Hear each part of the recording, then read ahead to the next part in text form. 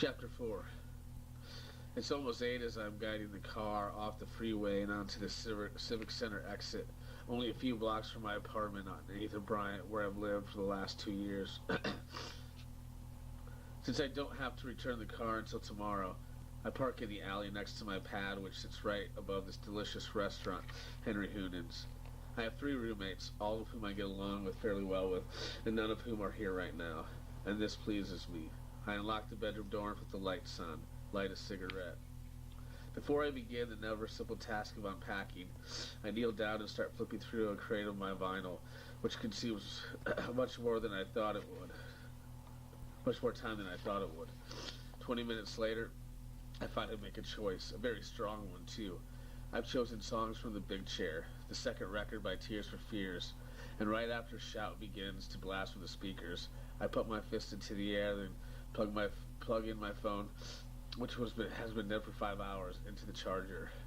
I could have charged it in the car, but chose not to after I received another text from Allison that read, "Seriously, Jason? Nothing at all? You asked me to marry you once while you were rolling on Molly, and do we blow? And I was so high that I said yes. But the second you sobered up, you began to distance yourself from your insane proposal until I just let you off the hook by telling you I wasn't ready to be married. Fuck you. You're a fucking joke. Plus, I really hated all that Das racist you played like every night we hung out during our last month together.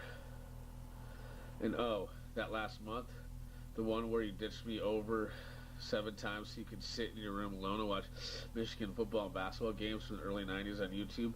That month was the worst month of my life. Just fuck you." Shit makes me laugh even though she's not lying. Pause. Actually, now that I think about it again, I don't think she disliked Das racists that much, and I certainly didn't play them as much as she claimed. So really, she is lying a little bit, and it still makes me laugh. I walk over to my desk and twist off the top of the bullet and dump the final remnants of cocaine for the massive and strange purpose I made on my first night in L.A.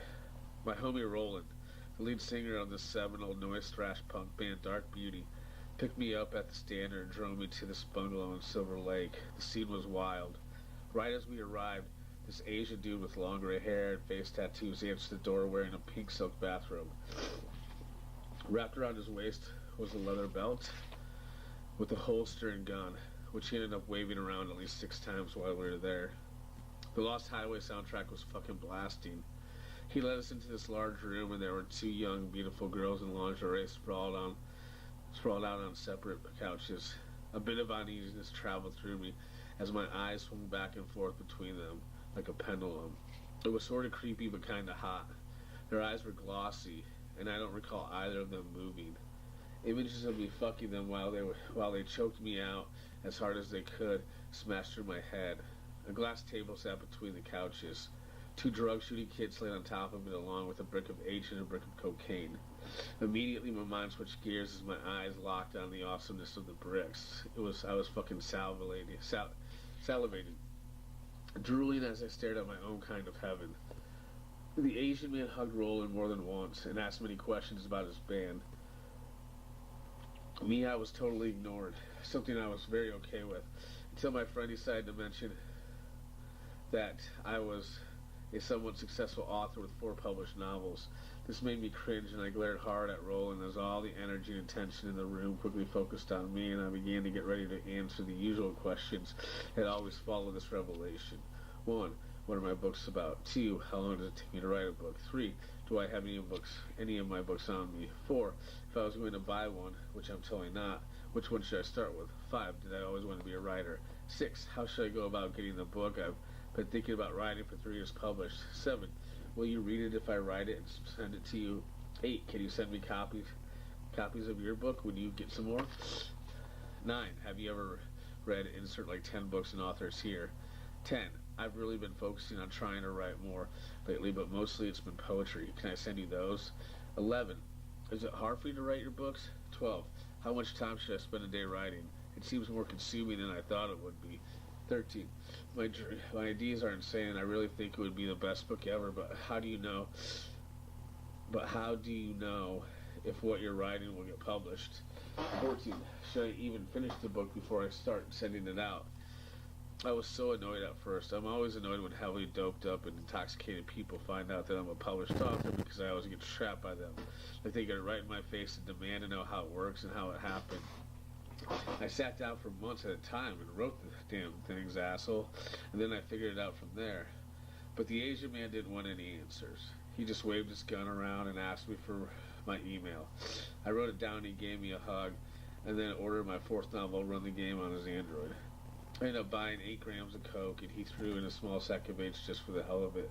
He also told me that if one of the sweet dolls on the couches actually wanted to fuck me that night, he'd be more than happy to let me get it.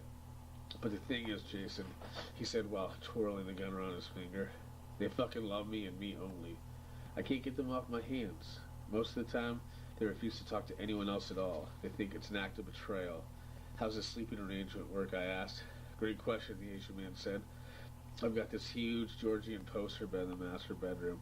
It's the most beautiful piece of furniture you'll ever see. I was in Charleston, South Carolina, meeting the front about some jewels I was in possession of. Me and the girls, we stayed in this bed and breakfast, a gorgeous place, and that was the bed in our room.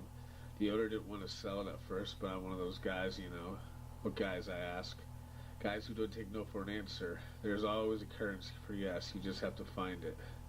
Me and my friend did a bump, and Mr. Bathroom said, I sleep in the middle, and my girls, they sleep right next to me with guns clutched in their hands.